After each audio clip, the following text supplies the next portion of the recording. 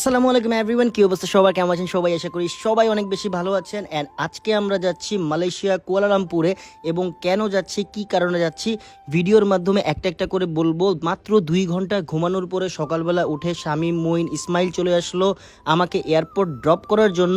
এখন ডাইরেক্ট আমরা এয়ারপোর্ট যাব না, যাওয়ার মাঝখানে স্বর্ণব ভাইয়ের বাসা হয়ে যেতে হবে, কজ স্বর্ণব ভাই এবং বনি ভাই অলসো আমাদের সাথে যাবে। প্রথমে আমি সরি বলে নিচ্ছি, কারণ ইউটিউব চ্যানেলে কোনো ভ্লগ আসতেছে না বিধায়। ইউটিউব চ্যানেলে ভ্লগ না আসার রিজন হয়েছে আমরা একটা বিজনেসের কাজে যাচ্ছি, মানে গাড়ির কিছু পার্টসের কারণে যাচ্ছি। দ্যাটস ওয়াই এই ক্যামেরা হ্যান্ডেল করা আর দূরে দূরে করা আমাদের পক্ষে সম্ভব না।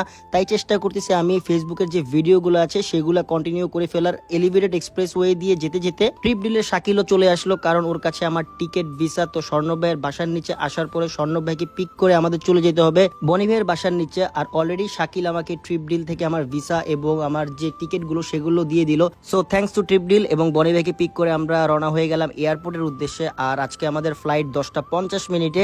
আর মালয়েশিয়ান ইমিগ্রেশন আমার ক্রস করতে আগের বার 12টা বাজে গেছিল। তার মাঝখানে দুবাই যাচ্ছে কিছু ভাই ব্রাদারের সাথে দেখা অ্যান্ড লট অফ সাবস্ক্রাইবারের সাথে দেখা, যারা এয়ারপোর্টে কাউ না কাউকে বিদায় দিতে এসেছে, অথবা কেউ নিজেই পরিবারের তাগিদে দেশ ছাড়ছে। তো সবার সাথে দেখা হয়ে গেল এবং আমরা আমাদের ব্যাগের লাইনে দাঁড়িয়ে গেলাম, কারণ স্বর্ণব ভাইয়ের লাইনে দাঁড়াই ছিল। অ্যান্ড সবাইকে বিদায় দিয়ে দিলাম। এরা আমাদেরকে বেসিক্যালি ড্রপ করতে আসছিল এয়ারপোর্টে।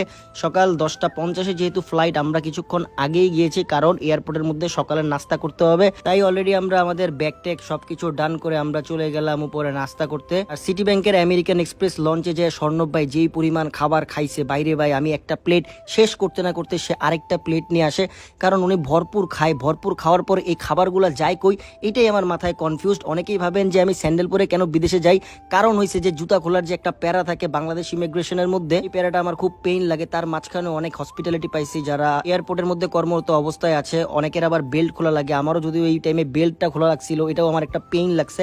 আজকের ফ্লাইটে বেসিক্যালি 700 মানুষ নিয়ে অলরেডি এই ফ্লাইটটা ঢাকা থেকে মালয়েশিয়ার উদ্দেশ্যে যাবে। আর আমরা সেই জন্য বসে টসে গেছি, যদিও 10টা 50-এ ফ্লাইট ছাড়ার কথা ছিল, বাট টাইমটা একটু লেট হয়ে গিয়েছে।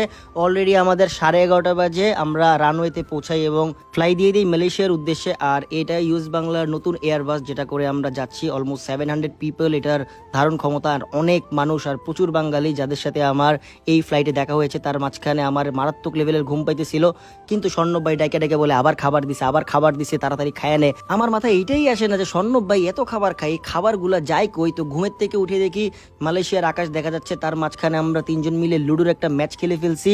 স্বর্ণব ভাই এটাতে হারছে, আমি এটাতে সেকেন্ড হয়েছি, বনি ভাইরে আমি জিতাই দিছি। উপর থেকে মালয়েশিয়ার ভিউ দেখতে দেখতে আমরা অলরেডি 3 ঘন্টা 40 মিনিট পরে আমরা মালয়েশিয়া ল্যান্ড করি। এবং ইমিগ্রেশনে সবার একটা প্রবলেম হয়, যারা মালয়েশিয়ায় নতুন আসে একটু ঝামেলা ফেস করতে হয় দুই পাশেই। বাট আমি যেহেতু লাস্ট টাইম এই ফেব্রুয়ারিতে এসেছিলাম, তো আমার এইটা কোনো প্যারা হয় নাই, আমি ফেস টেস কিছু করি নাই। আমি বাংলাদেশ ইমিগ্রেশনে সুন্দর করে আস্তে করে বের হয়ে গেছি। তারপর এটার আরেকটা প্যারা কি, আপনি যখন এয়ার থেকে নামবেন আপনাকে আবার বাস দিয়ে নিয়ে যাওয়া হবে যেখানে ইমিগ্রেশন করা হয় সেখানে।